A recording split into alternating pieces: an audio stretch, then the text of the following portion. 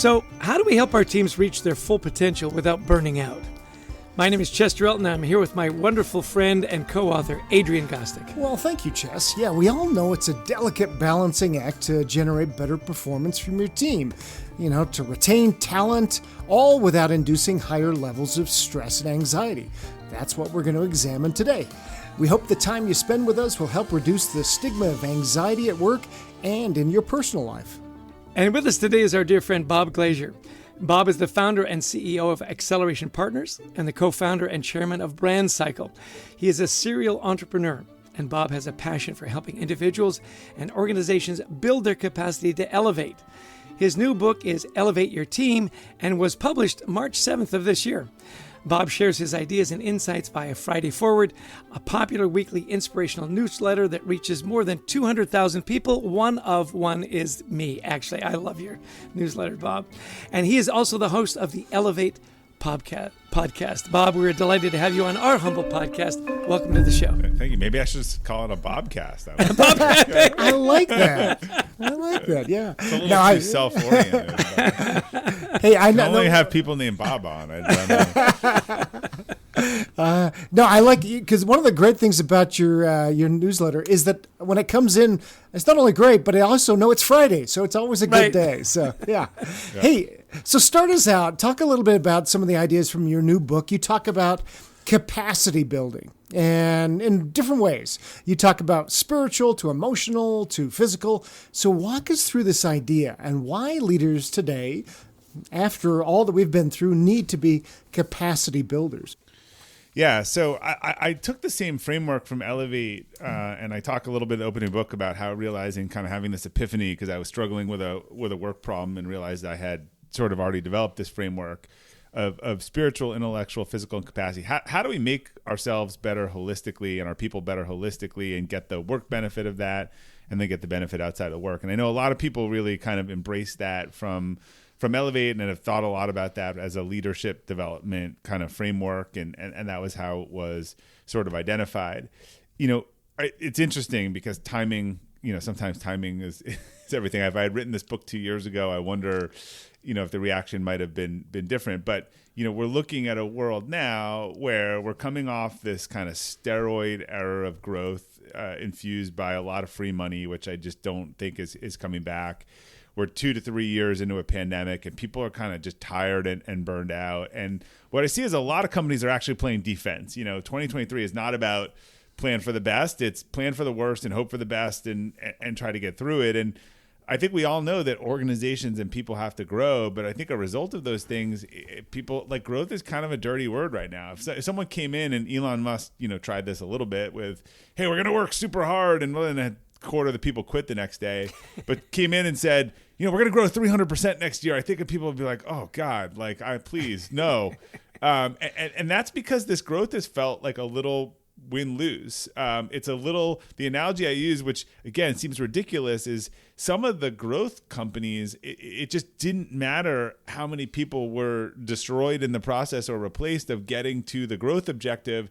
That's kind of like if NASA sent a spacecraft to Mars and all the astronauts died on it. No one's going to be like, it made it to Mars, right? Everyone's dead, but the craft made it. It doesn't actually make any sense. So I think the framework is really interesting in terms of how do we think about these things as team and organizational principles so that we can focus on getting back to growth. But growth, if you picture a wave, and you can see this, but the audience can't, like how do we get our people riding on the wave and not crushed by the wave of growth? And I think I try to share a blueprint for that, from helping your leaders orient around their values and figuring out what they're good at in spiritual capacity, to developing a cultures of feedback and learning and growth, which is what a lot of people want, to restoring some boundaries in the workplace now that we all have hybrid work and work from home, and understanding that people need a break in physical and mental capacity. And then in emotional, what does it look like for an organization that's really embraces psychological safety holistically and focuses on the things that it controls and teaches people to focus not on the, to stop worrying about the things outside the organization's control. Yeah, so you covered a lot of stuff there. I love the wave analogy. I grew up in British Columbia right by the ocean, and the undertow was the thing you always worried about. Nice wave, undertow, that'll kill you, right? So you talked about leaders coming close to burnout, teams coming close to burnout, and building that culture. So walk us through, how do you build that culture that doesn't push people to the brink? Yeah. So really if I go in order, I think the foundational, if you believe in Jim Collins' definition of sort of a level 4, level 5 leader, that is going to be built from a deep sense of authenticity and self-awareness, right? So helping people, figure out their personal core values, their strengths, the things that they're good at, and saying, look, we might have standards for how we want leaders to act in our organization, but you are going to be your own type of leader, and so we're going to help you actually figure this stuff out. Doing this work with teams and leaders, I've seen so many aha moments that go back to deep childhood things that are defining someone's leadership style. Like they had a violation of trust, earlier in their childhood, and trust is just super important in there. Their whole life has been about, can I trust people or not trust people in their small groups of friends? And someone on their team is 5 minutes late to a meeting, can't be found at 4:00 in the afternoon, misses an assignment. And that's like deep, like this person can't be trusted. And when you actually talk to the leader, they're like, oh yeah, that person's in a penalty box, the key's thrown out, and they're never getting out of it. Like they didn't even realize that they were doing that. And I think these things are real. I don't think they're going to change. So I think a leader who trust is that important would learn to go to their team and say, look, guys, like trust is super important to me. And you have it on my team until you lose it. And here are the ways that trust is built with me. And here are the ways that, trust is damaged. And again, starting, that's one piece of it. But, we can go through each of them. But I think there are, I walk through that same framework in terms of, again, how do you build teams and organizations where the focus is on building the person as the mechanism to growth? Yeah, building the person. I mean, a great way to summarize what you just said there. I just wanted to jump in really quick and say one of the reasons Bob is one of our favorite guests on this podcast is because he used a hockey analogy right there. In the penalty box, of course, there isn't a key in the penalty box, so you almost got it right. But in the penalty box, throw away the key, you're done. It might have been like field hockey or something. There are a lot of different penalty box, yeah. A lot of different because floor hockey. Yeah. Maybe Highlight has penalty boxes. Another example, someone and this was an example in the book of a fictional person, Andrew, is not fictional, but to protect it, yes, who actually going through this process realized that self-awareness was a core value, and that was a core value because they had a parent whom they loved, but just it was kind of a source of embarrassment. Just couldn't read a room, kind of not saying the right thing at the right time, maybe drink too much, just and so anyone on their team showed any signs of lack of self-awareness, and again, they were all over them. They didn't even realize they were doing it. They didn't know they were doing it. That's not going to change for them. In fact, I think like it's easier to lean into that, but again, go to their team and say, look, self-awareness is really important to me. Like it's something that, I will work on with you, and it's important to me and otherwise. And to me, that's like authentic leadership and leaders understanding who they are, that they are going to lead from their core and their values and kind of leaning into that. So people listening right now, Bob, are going, okay, you're preaching to the choir here. I believe everything you're saying. My CEO still doesn't get this. In fact, Chester and I, we work with a lot of organizations, and often they'll go, I was recently working with a big multi-billion-dollar organization. The CEO says, look, we want to grow 10% next year. And he says, look, I want you to come and tell everybody how they got to get excited about this. They have to get excited. Yeah. Right? My point was, why do they care?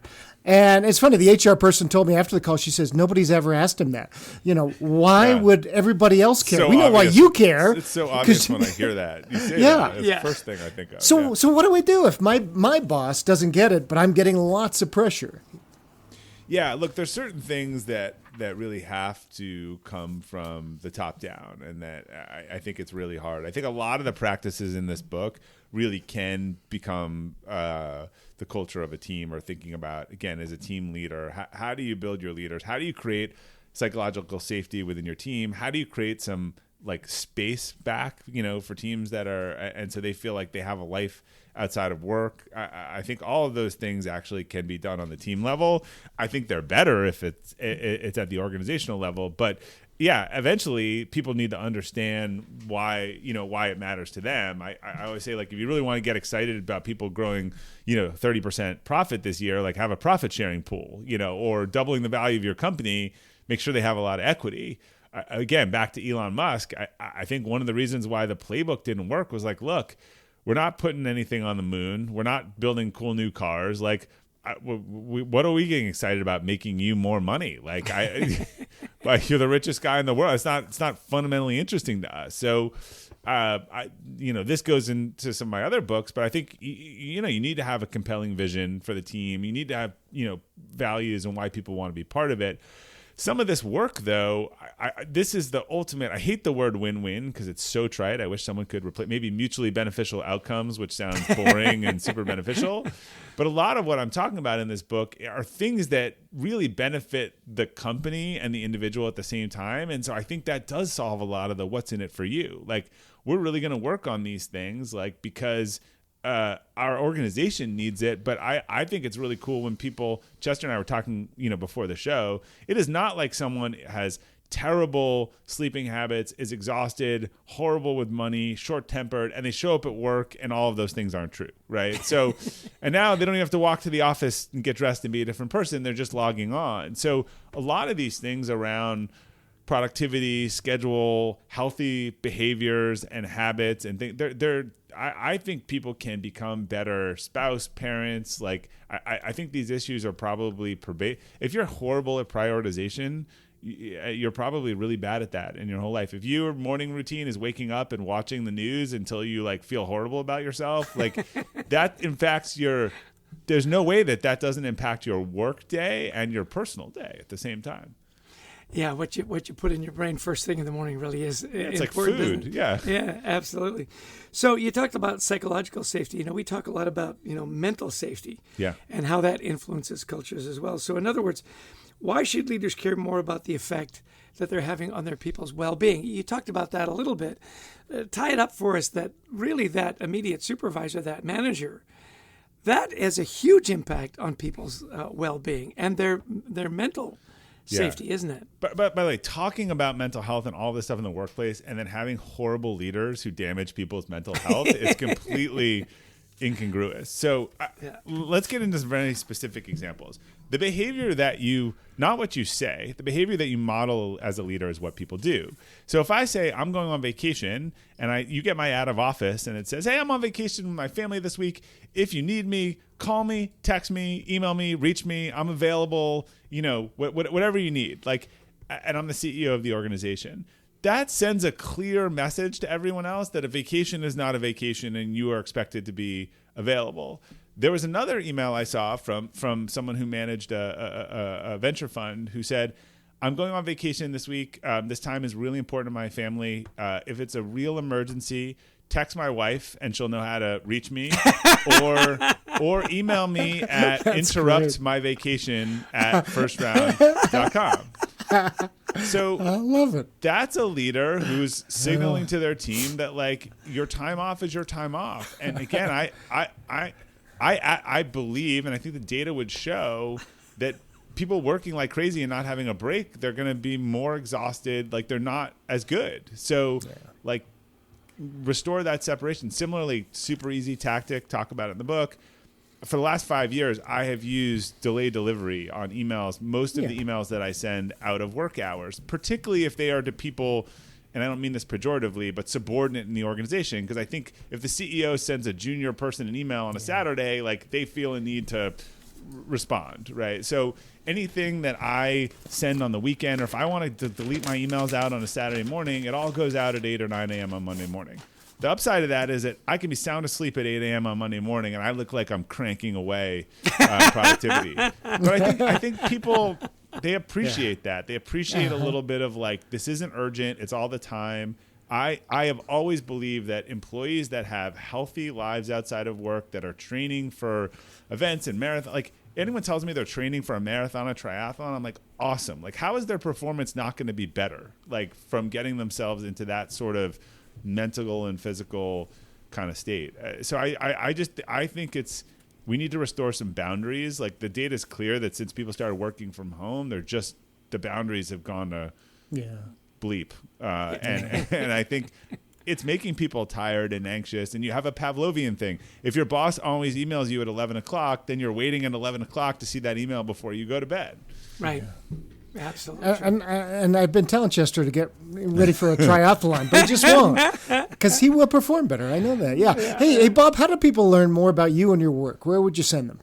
Everything's all integrated now. There's a shortcut to the book at EYT, Elevate Your Team, EYTbook.com, but they can go to robertglazer.com, and that's got books and podcasts and Friday Forward and all that good stuff on it. Awesome. Good. Well, you've been talking a lot about leaders, and now let's turn it a little bit to the team members, because they play a role too in this idea of elevating the team, being a good team member. So walk us through a few things. If you were sitting down with somebody new on one of your teams, tell us what is expected of a team member and able to elevate and build capacity around each other.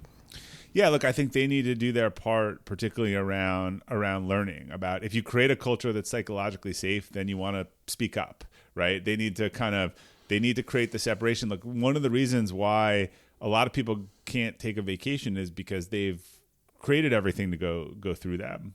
But look, these things also go through cycles. Liz Wiseman, I just talked about this on my podcast. I think she had some of the best advice. Like, look, we're in 2 years ago was a very employee-led, cycle. I think things are going to get a little tougher. And I think her advice is, right now, if I was an employee in any organization, I would be finding out what the most important things are, and I would be working on those, whether I had permission or not, right? I'd move away from I want to work. I was on a panel 2 years ago with someone, this is probably at the height of the Great Resignation, and they said, what do you think is the outlook for 2022 and people want in the workplace? And I said, look, I think flexibility is going to be a key thing that people are going to look for.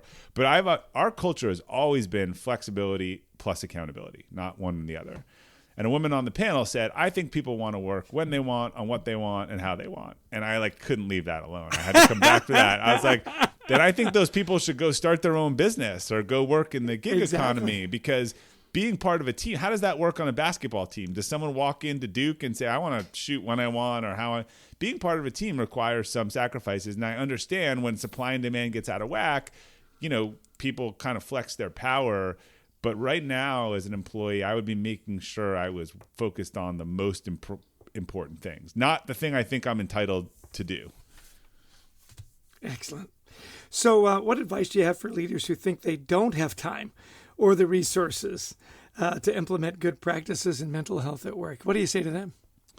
I say good luck recruiting and with Glassdoor and all that stuff, because I think it's just, look, you've got people that don't want to work. You've got people leaving the workforce. You have people becoming the thing today is you can go be a consultant, right? Yep. You can be a contract worker, gig worker, and all this stuff. And being part of a team has to have some compelling reason why these are people you want to work with. This is a leader you want to work with. This is something you're getting out of the organization. I think if it's just a job, most people can go patch together a whole bunch of freelance, work if they want no emotional attachment. If their boss or leader is a negative influence on their life, then they have a lot more opportunities than ever before. And I think the workforce is becoming incredibly liquid. So I would say in a real time culture and feedback, good luck building and sustaining a team.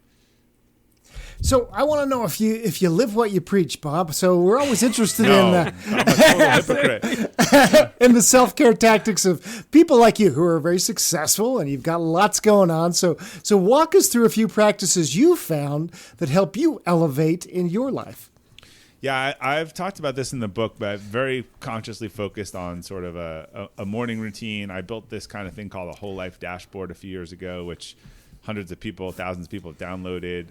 It's free on the website. But I take sort of the organizational principles of what are the values, what are the long-term goals, what are the quarterly goals, what are the priorities, and I look at that every morning, and I go through it, and I realign, in the same way, we hear Marshall, like one of the most disciplined people in the world, Marshall Goldsmith, has this person call him every night, to hold him accountable. Did he do the things these days? Like, I think reallocating. So I try to have that morning routine. I go over my one-sheeter. I look at the values. I look at the quarterly things. I look at the 3-year. And the goal is, what are the 3 things that I need to get done today? Like, that help push towards all these things I said that are most important. So I really try to have that process. I'm also a believer in the concept of time blocking. Why I've never used Calendly or any of those things is that, like, that doesn't work with my thing of, like, you can't have control of my calendar and whenever you want. Like, I think you put the most important things first on it's like the rocks and pebbles. So there are times when to meet, there's times whatever, but when those times are done, I don't just remove more time. Like, if you want to work out, like, put it in your calendar. It's never just going to happen. So I sort of work my calendar from the big boulders, whether that's family or priorities or elsewhere. And then I let the other stuff kind of fill in the sand. And I don't schedule 100% of my time. When the time that I want to sell is sort of done for the week, and I need a lot of that time for quiet and work and whatever, I really do protect that. That's excellent advice. So our time has run out. It's gone fast. I knew it would. If there were 1 or 2 things you wanted our listeners to take away from our talk today, our little session, what would those 2 things be? Yeah, look, there's a lot of stuff in the book. When I do this keynote related to this conversation with organizations, I think sometimes there's like an overwhelm of, like, how do I do all this stuff? I'm less of a believer in someone who leaves reading my book or things that I'm going to go change everything, right? And one of the exercises I have them do is, like, what is one thing in each of these areas that you could do next week? And maybe if you do that and you see a result, you'll do more. So I'm a much bigger believer in the people who are going to make a bunch of 1% improvements that declare they're going to change everything at once and kind of start all over. So again, I think in this book, there are a lot of very specific, tangible things I think you could do tomorrow if you wanted to start making some improvements. And then maybe when you see the value of those, it makes you want to kind of do some more things. So you don't have to. It doesn't have to be some big, grandiose effort in order to start making improvements in these areas. Excellent. Hey, listen, it's been great, Bob. He is the author of multiple best-selling books, Elevate, which is one of my favorites, and now Elevate Your Team. Go to his website, download all his free stuff, and sign up for his Friday newsletter. It will lift you into the weekend, I promise. Bob, thanks so much for your time. Thanks, Chester. Thanks, Adrian.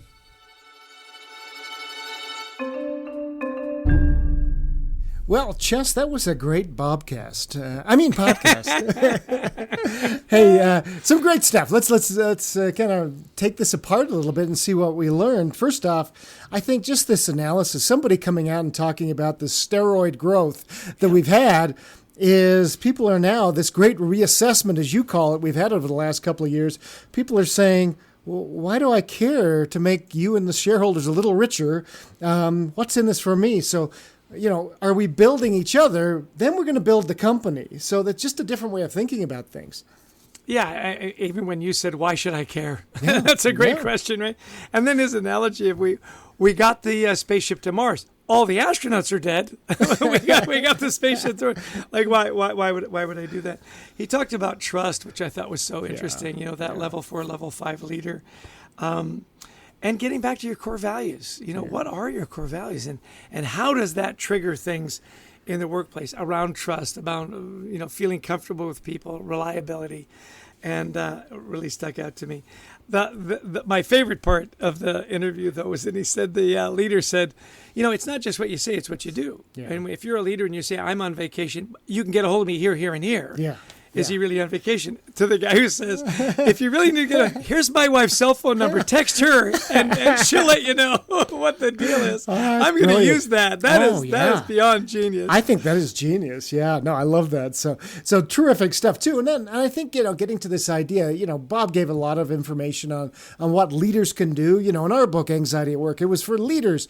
And yet sometimes we forget to help employees understand, the team members, okay, what can you do in this culture that'll help create psychological safety? So, first off, make it very safe. In fact, expected behavior to speak up.